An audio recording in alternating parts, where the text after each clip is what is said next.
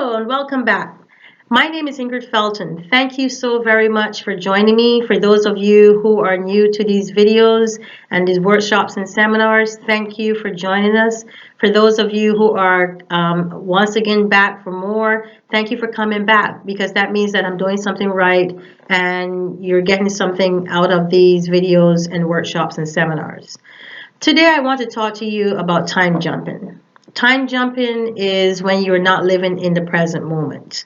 Time jumping is when you choose to be anywhere else but here, right now. Have you ever had a discussion with someone or you're in the midst of a conversation with someone and they're talking and you find yourself wandering off? And it's only when that person says, "Hey, are you listening to me?" that you return back to whatever it was they were saying or wherever it was you left off. That's what I'm talking about. In addition to that episode or that example, there are other examples of, you're here, you're having a stressful day, you're overwhelmed, and then you don't remember what you did the day before, or you don't remember what you did a few hours or time elapses, and you cannot give account for it. That's also time jumping.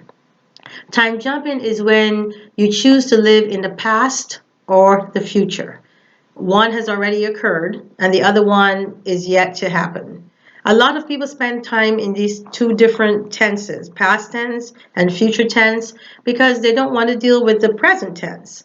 In the present is when you're faced with stresses and a lot of disillusionments, and you have a lot of, stuff just pressuring you, bills, people, family, work, job, and the list goes on and on.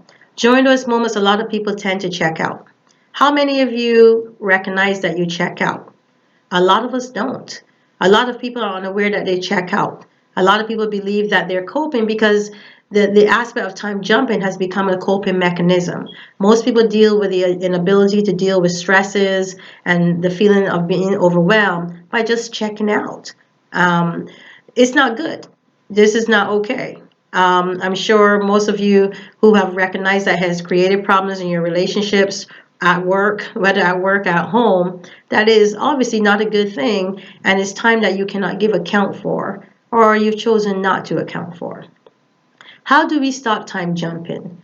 Well, years ago, there was a show called Time Tunnel. When I was in Barbados, I was younger. I was born in the 60s, so I don't know how many of you remember Time Tunnel with Doug and Tony. But Doug and Tony would go into this time tunnel, and the tunnel would transport them into the past or future. They never knew where they were going to end up. There was no prediction as to where exactly they would end up. So they were always having to deal with chaos or situations out of their control. And thank God at the time tunnel, they could get back. It's similar to Star Trek or other places or other movies or, futuristic stories that tell you about time travel. But time travel, if you can get back to the time machine, is a good thing.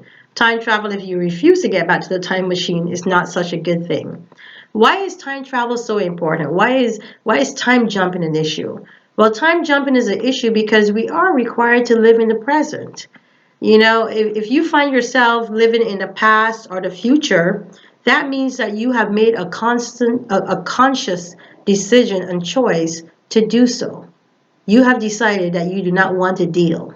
And not dealing is not okay. Not wanting to deal with the issues you're going through is one thing, checking out is another. There's so many complications and so many ramifications that can happen if you choose not to live in the present moment. How do you recognize that you're time jumping?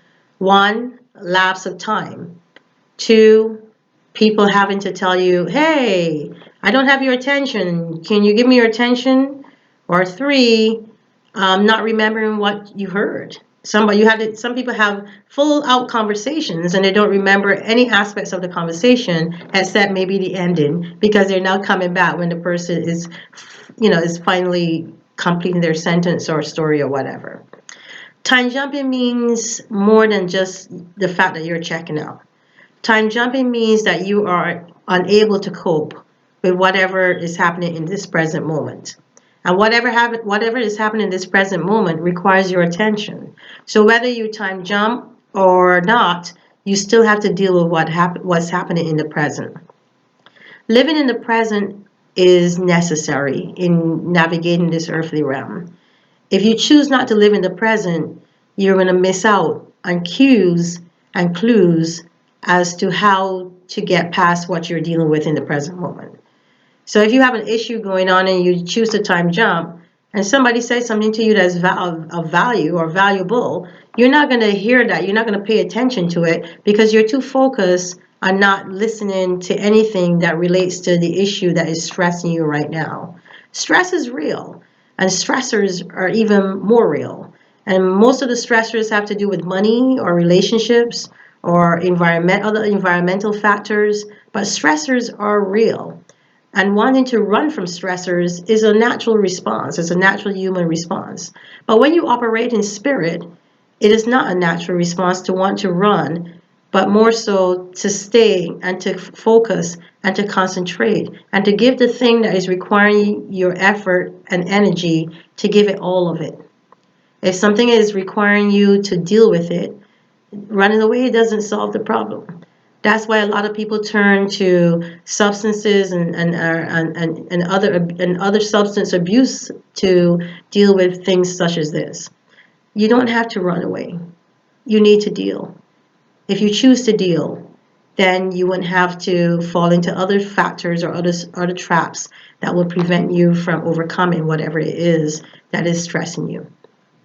Time jumping, I once gave a whole seminar about time jumping because it is important. It's important because most of the times that we choose not to deal and we go to our past, the past is actually a way of debilitating us.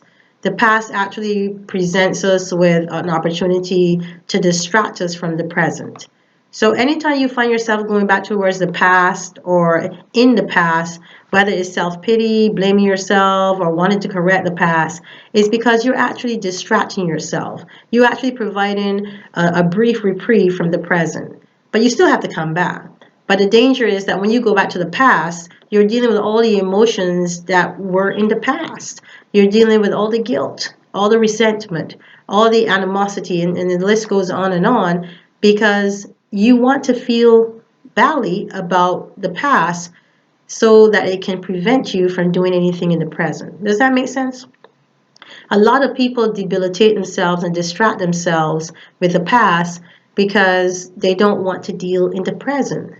But what complicates the situation in the present is that when you come out of the past and you come into the present moment, you feel even worse than you did before you went on that time travel back to the past.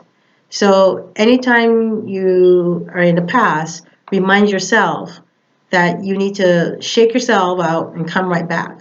Because the longer you stay there, the less likely you are to find resolution for whatever is, whatever is stressing you in the present. The other thing and the other place where we go is the future. Now, the future is unknown, but a lot of us are good at time traveling in the future.